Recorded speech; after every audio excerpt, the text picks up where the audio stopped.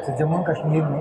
जो वाटर और soil conservation के समक्ष चुनौतियाँ हैं, चैलेंजेस हैं, वो क्या क्या है? ऐसा है कि सबसे पहले मैं आपको बताऊं कि जम्मू कश्मीर हम अपने मुल्क का वाहिद एक खित्ता है कि जहाँ पे all types of climatic conditions है जी इसलिए जो वहाँ पे चैलेंजेस हैं वो भी डिफरेंट किस्म के हैं। जी अगर हम पहले बात कर लें कि जम्मू कश्मीर के अंदर बहुत सारे जो मैक्सिमम जो एरिया है वो हिली स्लोप्स हैं और वहाँ पे जो जिस लिहाज से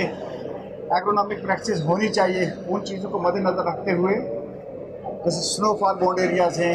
वहाँ पे कश्मीर रीजन के अंदर जब जहाँ ज़्यादा बर्फ़ पड़ती है वहीं जम्मू रीजन के अंदर ज़्यादा मानसून आते हैं और Sandy soils different types of soils हैं जितनी पूरे कंट्री के अंदर हैं। इसलिए साइल एंड वाटर कंजर्वेशन को लेके वहाँ पे डिफरेंट चैलेंजेस हैं। जैसे मान लेते हैं कि जहाँ पे हमारे नेक पहाड़ हैं अगर ज़्यादातर जब मानसून आ जाए तो वहाँ बारिशें होती हैं तो वो जो कंसनट्रेटेड रन ऑफ है उसकी वजह से बहुत सारे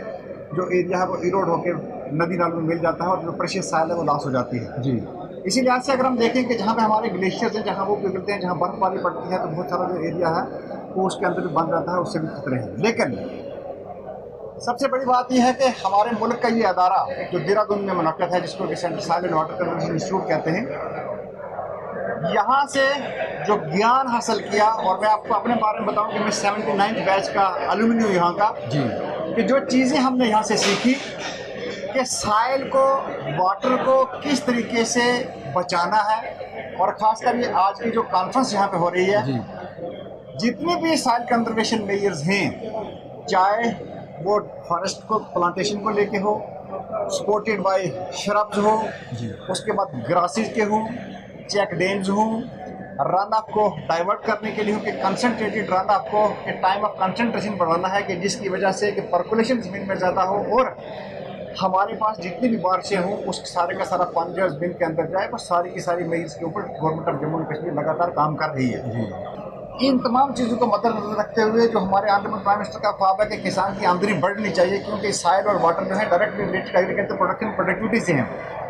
इस चीज़ को बढ़ाने के लिए कि जो भी इक़दाम नेशनल लेवल पर किए जा रहे हैं वो तो हम कर ही रहे हैं जी चाहे वो केसीसी कार्ड के लिहाज से हो पीएम किसान के लिहाज से हो पीएम केवाई के लिहाज से हो या सेंट्रल स्पॉन्सर्ड स्कीम्स हों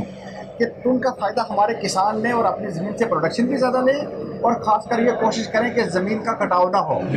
जम्मू कश्मीर हुकूमत ने पिछले साल एक हॉलिस्टिक एग्रीकल्चर डेवलपमेंट का प्रोग्राम बनाया जिसके अंदर 29 प्रोजेक्टों को पाया तकमील तक पहुँचाने के लिए आने वाले 5 सालों में 5,000 करोड़ से ज़्यादा पैसा उसके ऊपर खर्च किया जाएगा और शायद वो अपनी किस्म का एक वाहिद मॉडल है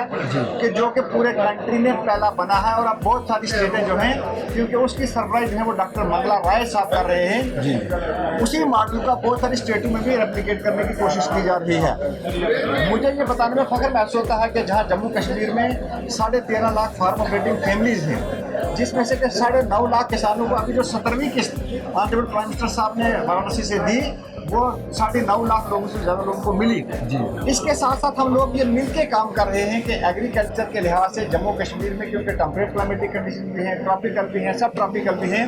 कि जो क्रॉप्स वहाँ पे होती हैं कि उन क्रॉप्स की प्रोडक्टिविटी भी बढ़ाई जाए और खासकर जो निश क्रॉप्स हैं जैसे कि अभी आप देख रहे हो कि हमारे स्टॉल के ऊपर ये GI टैग सैफरान आपको मिल रहा है, लाल मिर्च मिल रही है, मुश्तपूजी चावल मिल रहा है, बासमती मिल रही है, खानी मिल रहा है, लेवेंडर ऑयल मिल रहा है, रोज ऑयल मिल रहा है। कि कुछ वैसी निश क्रॉप्स हैं जो कि कंट्री के अंदर बाकी किसी जगह नहीं होती उन क्रॉप्स को बचाने के लिए उनकी GI टैगिंग के लिए हम कोशिश कर रहे हैं। जैसे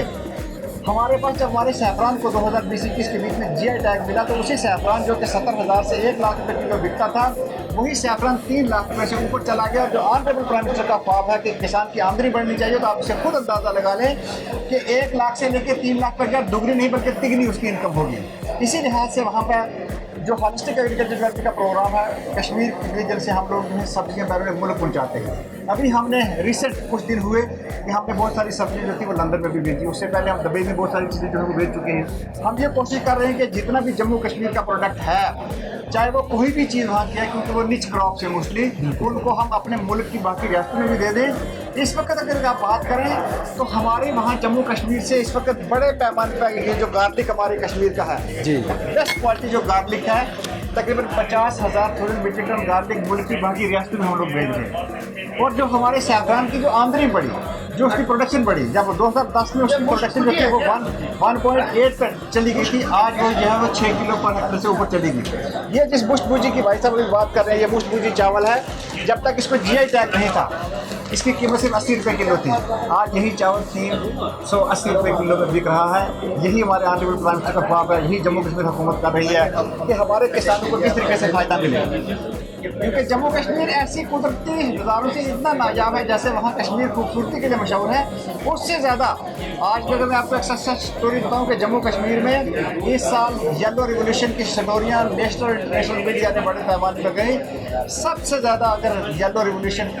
सरसों की काश्तकारी की गई तो वो जम्मू कश्मीर में की गई, जिसमें से तकरीबन 1.5 लाख हेक्टेयर जो है वो कश्मीर के अंदर है और तकरीबन 50,000 हेक्टेयर जो है वो जम्मू डिवीजन के और 2 लाख हेक्टेयर से ज़्यादा कबूतरी की हेक्टेयर की जाती है। और सबसे खुशी की बात यह है कि एप्पल क्रॉप को छोड़ के वहाँ पे थोड़ा सा स्प्रे की जरूरत पड़ती है क्योंकि कुछ बीमारी का अटैक है, कि जम्मू कश्मीर में जो भी क्रॉप ग्रो की जाती हैं, किसी भी क्रॉप की हो, चाहे वो पैडी की क्रॉप हो, चाहे वो मक्की की क्रॉप हो इंक्लूडिंग स्वीट क्रॉप, चाहे हमारे ऑयल सीड की क्रॉप हो, सब्जी की क्रॉप हो, किसी भी क्रॉप के ऊपर किसी भी केमिकल का स्प्रे नहीं होता। इसलिए वहाँ की ज़मीन को बचाना, वहाँ के पानी को पॉल्यूशन से बचाना, वहाँ इन तमाम चीज़ों को बचाने के लिए ये जो आज की वर्कशॉप है और ख़ासकर ये इंस्टीट्यूशन जो हमारा यहाँ का है, इसका एक बहुत बड़ा रोल है। और जिसके लिए जो कुछ हम लोगों ने यहाँ से सीखा था या हमारे पुराने सीनियर ने सीखा था या जो लोग सीख के जा रहे हैं, उन चीज़ों को लैटेंट सीक्रेट हम ग्राउंड में इम्प्लीमेंट कर रहे हैं ताकि हमारे किसानों को, क्योंकि अल्टीमेटली जो ज़मीन का मालिक है वो किसान है, और जब किसान की ज़मीन भी अच्छी खुशहाली कंडीशन में है, फसलें भी अच्छी हैं, किसान की आमदनी भी बढ़िया रहेगी, तो यही सारे पैरामीटर हैं कि जिनको लेकर जम्मू कश्मीर हुकूमत बड़े पैमाने पर किसानों की फ़लाह के लिए काम कर रही है। और मैं गुजारिश करता हूँ आपसे कि जम्मू कश्मीर का मीडिया आप देखते रहे होंगे और आपका भी शुक्रिया अदा करता हूँ कि जब भी किसानों की कोई परेशानी आती है, हमारा मीडिया जो है हमारे फ्रंट रो में होता है और फीडबैक देता है और हम जॉइंटली काम करते हैं। जम्मू कश्मीर का किसान, हमारा ख्वाब ये है कि वो दुनिया का नंबर 1 किसान बने, और जब किसान बने तो वो एंटरप्रेन्योर बने,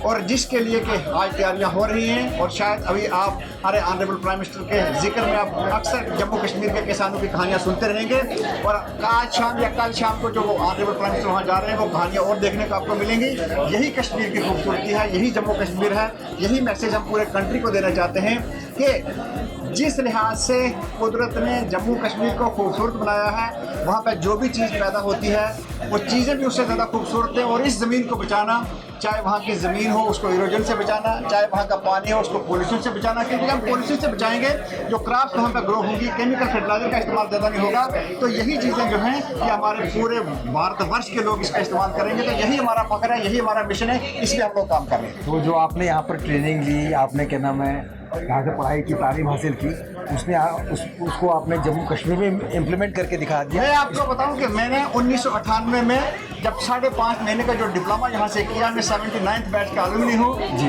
और 4 गोल्ड मेडल यहाँ से मैंने उस वक्त लिए हैं जी। सबसे पहले मैंने अपने घर से वो काम स्टार्ट किया कि जब मैं वो ट्रेनिंग करके गया तो मेरे गाँव जहाँ मैं रहता हूँ उस गाँव का नाम पराठ है, वहाँ पानी की बहुत किल्लत है। मैंने एक आर्टिफिशियल कैचमेंट क्रिएट किया कि वहाँ अपने घर से लेके एक वाटर हार्वेस्टिंग टैंक तक एक आर्टिफिशियल कैचमेंट क्रिएट करके पानी बनाया, वहाँ से मैंने शुरू किया।